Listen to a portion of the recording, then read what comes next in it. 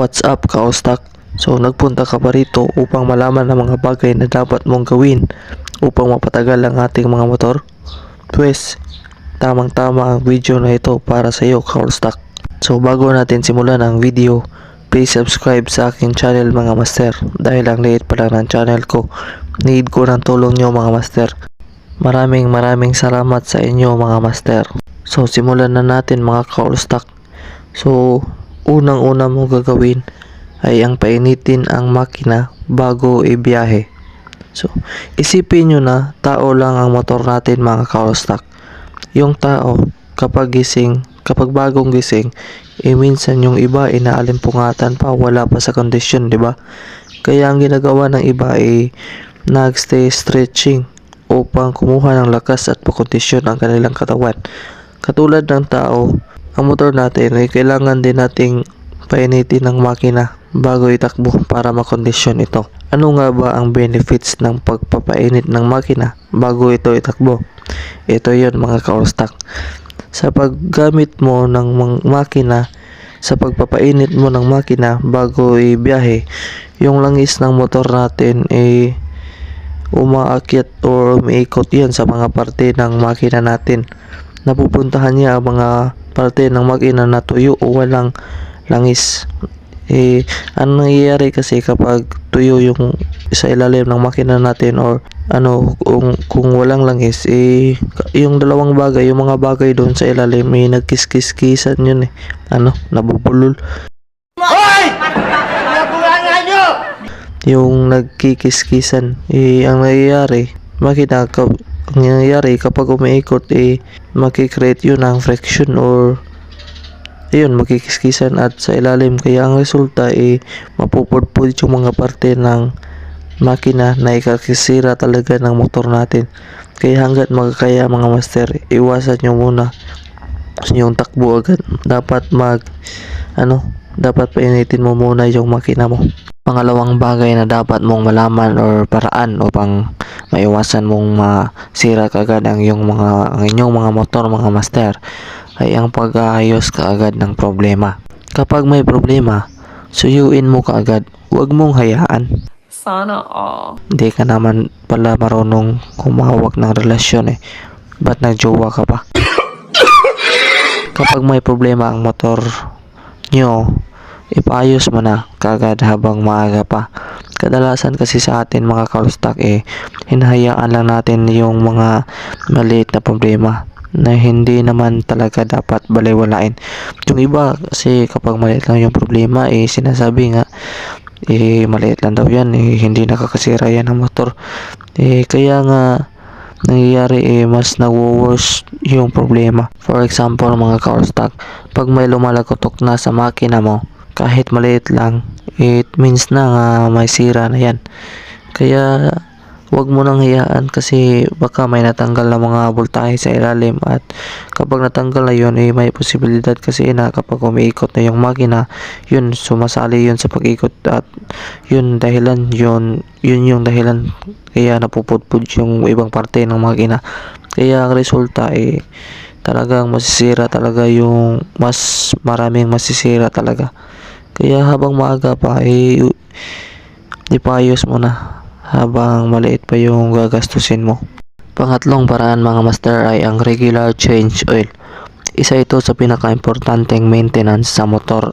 Sa sinasabi ko kanina, ituring mo ang motor mo na parang tao.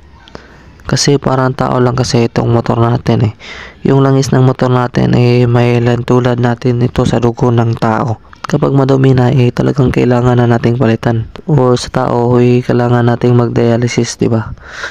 Ganito rin ang function or purpose ng engine oil natin mga Kaostak. Dahil kapag sobrang dumi na nito at hindi mo napalitan, expect the worst na lang mga Kaostak dahil magkukos talaga yan ng ibang damage sa loob ng makina. Katulad lang din sa dugo ng tao na kapag madumi na at hindi napalitan, magkakaroon talaga ng ibang sakit. Sa akin mga master, mga 4 to 6 months ako nagpapalit ng langis depende sa itinakbo ng motor ko. Susunod na paraan mga master ay ang paghuhugas ng motor. Kapag ang motor natin ay nagkakaputik at hinayaan nating matuyo yung putik sa ating motor, talagang kakalawangin yan. Kaya dapat pag nagkaputik, pag uwi mo, ihugasan mo na kaagad pagkatapos lumamig ng makina. Isang tip mga ka-all-stock, huwag kayong maghugas ng motor kapag mainit pa yung makina dahil magre-react ang pintura ng ating motor dyan, lalo la sa makina dahil mainit Huwag mong itulad sa iyo ang motor mo na hindi naliligo. Paano masabi? Palagi mong liguin ang motor mo at huwag mong igarahe kapag hindi pa nakakaligo or madumi yung motor kasi hanggat makakaya mo. Ang iniiwasan kasi natin sa paghuhugas natin mga master ay yung kalawang talaga. Kasi yung kalawang nakakapagpawik yun ng mga bakal sa ating motor Kaya ayun, isa rin yan sa nakakapagpasira ng mga motor natin. Panglimang tips mga ka-all-stock or panglimang paraan upang mapanatiling matagal masira ang ating mga motor ay ang iwasan ang overloading. Kadalasan sa mga motor na ginagawa ay para sa 2 tao lang. Tulad ng mga motor dyan na XRM, mga Wave, mga Sniper, no? Para lang yan sa 2 tao Dapat kasi 2 kasi dapat may partner Sana all. Kung mag-isa ka lang huwag ka na magmotor. Stay put ka na lang sa bahay nyo. Bahala ka sa buhay mo. Suluhin mo yan. Yung iba kasi minsan 4 o 5 na ang sumasakay sa isang motor. Kadalasan ko yung nakikita sa probinsya dahil malimit lang yung mga checkpoint Wala masyadong LTO, wala masyadong restrictions. Ang nangyayari kasi dyan yung bigat ng ina-absorb ng shock ng motor ay sobra na at kadalasan hindi nakakayanin. Yung mga ibang voltahe ng mga motor natin ay lumuluwag dahil sa sobrang bigat na ating kanyang ina-absorb at yung mga spikes ng rim ng motor natin ay nasisira dahil sa sobrang bigat. Kaya iwasan natin yan mga ka-all-stock, ang overloading hanggat makakaya. Panghuling tip mga ka-all-stock ay huwag mong abusuhin ang motor mo. Lahat naman ng pag-abuso siguro masama, di ba? Kaya kayo hindi nagtagal dahil inaabuso ka na, di ba?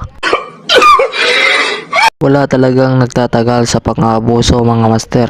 Kaya kung gusto mong magtagal ang motor mo, huwag mong abusuhin. Gamitin mo yan sa wastong paraan.